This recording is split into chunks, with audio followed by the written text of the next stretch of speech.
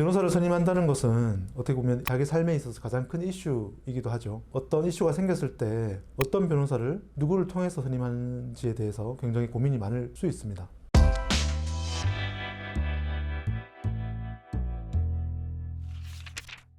안녕하세요. 저는 브라이튼 법률사무소 정재기 변호사입니다. 교수님, 오늘은 저희가 변호사를 선택하는 데 있어서 여러 가지 조건이 있을 텐데요. 네. 어느 조건에 따라서 변호사님을 좀 선임을 해야 될지 그런 내용들을 조금 여쭤보고 싶습니다. 알겠습니다. 첫 번째 질문은 변호사님은 어떻게 이제 변호사가 되신 건가요? 저는 사법시험 50회로 합격했고 연수원은 41기를 다녔습니다. 50회 사법시험은 2008년도였고요. 그래서 2008년도에 합격하고 연수원을 졸업한 이후에 지금까지 변호사 생활을 하고 있습니다. 사법시험 공부하던 고시생 시절을 얘기한다는 것은 굉장히 고통스러운데 사실 그때 인터넷도 없었고 핸드폰도 없었고 그렇게 신림동의 골방에 갇혀가지고 공부를 했습니다. 합격을 했을 때 정말 다행이다 이 생각밖에 안 들었습니다. 그렇게 제가 변호사가 되고 지금까지 12년 차 변호사로 생활하고 있습니다. 사실 상당한 기간인데 네. 12년차 변호사 좀 어떠신가요? 사실 변호사로서 이렇게 생활하다 보면 굉장히 많은 일들이 있습니다. 하지만 질문하시는 분도 그렇고 이게 직업이잖아요. 변호사인 저를 만나는 제 의뢰인들은 인생에서 가장 큰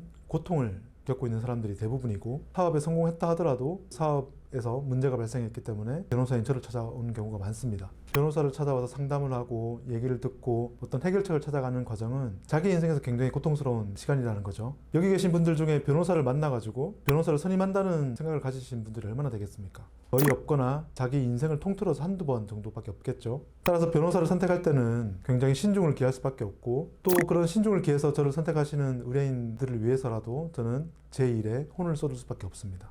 제일 궁금할 수 있는데 변호사 수입이 얼마나 버느냐. 수입은 뭐 자세히 말할 수는 없지만 처자식 먹여 살리고 제 직원들, 제 밑에 있는 변호사들 월급 주고 사무실 운영하는 데는 전혀 지장이 없습니다. 이 일로 제가 미래를 꿈꿀 수 있고 제 직원들하고 제가 데리고 있는 변호사들이 미래를 꿈꿀 수 있을 정도는 되는 것 같습니다. 그리고 변호사 수가 늘든 줄든 저는 제 일에만 집중을 하는 것이고 그 일을 통해서 제가 제 자신을 개발시키는데 집중을 하고 있습니다. 이 일은 제 직업이기 때문에 제 영혼을 쏟아부어서 일을 하고 있습니다. 그것이 제가 이 일을 하는 이유이기도 하고 제 의뢰인이 제게 사건을 준 이유이기도 할 것입니다.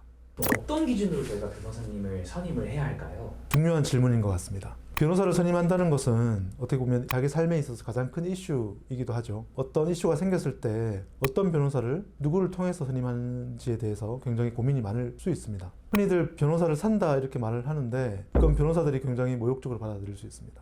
왜냐하면 변호사를 산다는 말은 돈만 주면 기계적으로 어떤 일을 처리한다는 개념이 내포되어 있기 때문에 그렇습니다. 그래서 변호사를 자신에게 닥친 인생의 문제를 해결하는 동지로 생각해야 됩니다. 우선 형사사건부터 보겠습니다. 자신이 고소당하거나 자신이 다른 사람을 고소할 일이 생겼을 때 또는 자기 자신이나 내 가족이 구속당했을 때 어떤 변호사를 선임해야 되는가? 이건 어떻게 보면 인터넷에도 많이 있고 많은 사람들이 또 얘기를 합니다. 보통 주변에서는 정관 검사 출신 변호사를 선임해라, 검사장 출신 변호사를 선임해라, 아니면 요새는 흔히 경찰 출신 변호사를 선임해라 이렇게 말을 많이 합니다. 당장 자기 아버지가, 배우자가, 자식이 아니면 내 자신이 구속됐을 때 주변 사람들의 조언은 굉장히 솔깃하게 만들죠. 그 변호사가 담당 검사와 친분이 있다고 하면 마치 내 사건을 원하는 대로 무혐의를 빼준다든지 구속된 아버지를 풀려나게 해준다든지 아니면 재판에서 원하는 결과를 얻을 수 있게끔 해줄 것처럼 느낌이 들기도 하죠. 그렇게 말을 하는 사람도 있고요. 그래서 수임료 3천, 5천만 원이 그냥 나갑니다.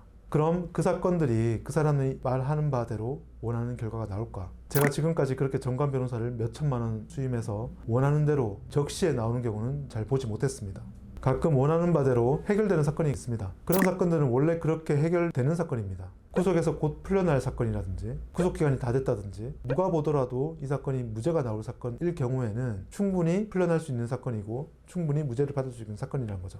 민사사건도 마찬가지입니다. 민사사건 재판장이랑 아는 변호사가 친구다, 연수원 동기다, 로스쿨 동기다 이런 얘기를 많이 합니다. 그래서 그런 정관 변호사를 찾고 아니면 그 정관 변호사가 있는 대형 로펌을 찾는 경우도 꽤 많이 봤습니다.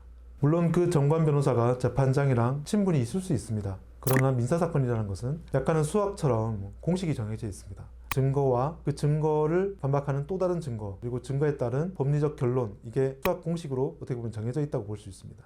정관 변호사가 그 민사사건 재판부에 미칠 영향이라는 것은 굉장히 없거나 굉장히 적다고 말할 수 있습니다. 민사사건에서 정관을 통해서 어떤 사건을 해결한다, 안 될 사건을 되게 만들었다는 것은 제가 변호사 생활을 하면서 보지 못했습니다. 그렇다면 어떤 기준으로 변호사를 뽑을 것인가? 형사사건이든 민사사건이든 중요한 것은 진실을 찾는 끈질김과 치열함입니다.